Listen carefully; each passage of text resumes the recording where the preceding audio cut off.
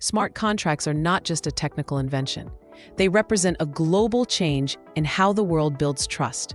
For decades, agreements depended on people, their decisions, their timing, their honesty. But today, we are entering a new era where technology itself can verify, execute, and protect the promises we rely on.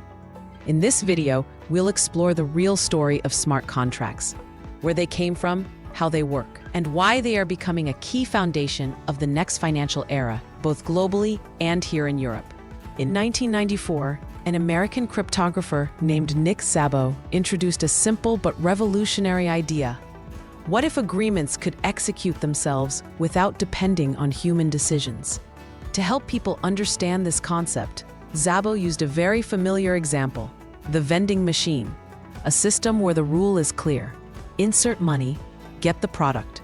No money, no product. No delays. No misunderstandings. No human mistakes. This was the first real model of what we now call a smart contract. A vending machine works exactly like a basic smart contract. You put money in, the machine checks the amount, and if everything is correct, it automatically gives you the product. If the condition is not met, nothing happens, and the machine will never change its mind. There is no negotiation, no waiting for approval, no human error. It simply follows one rule. If the requirement is fulfilled, the action is executed. This simple logic became the foundation of the modern smart contract, a system that carries out an agreement automatically and reliably. In 2009, something extraordinary happened. Satoshi Nakamoto created Bitcoin, the first global, transparent, and immutable digital ledger.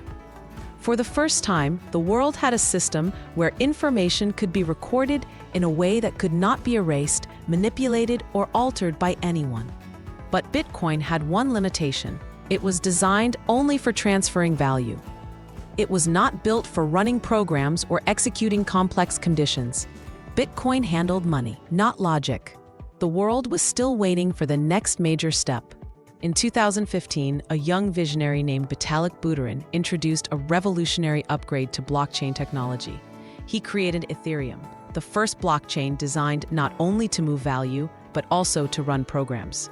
And with this innovation, the first real, fully functioning smart contracts came to life. These contracts could check conditions, execute actions automatically, enforce rules with mathematical precision, and remain transparent, permanent, and tamper-proof. For the first time in history, agreements could run on their own, without waiting for human approval. Nick Szabo's original idea finally became a global reality.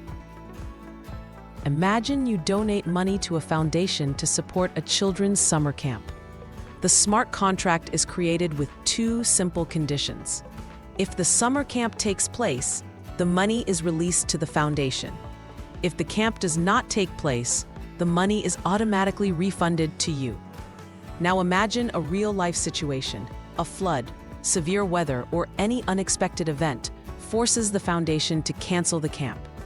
A normal system would require emails, administrators, approvals, and long waiting times.